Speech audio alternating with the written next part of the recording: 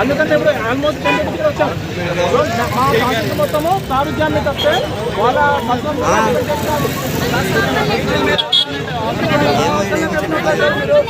అందరినీ పెట్టి ఇచ్చారు. ఓన్లీ పర్సనల్ ఒక్కరిని పెట్టినట్లనే అందరినీ పెట్టినిచ్చారు. మీరు ఆ వ్యాన్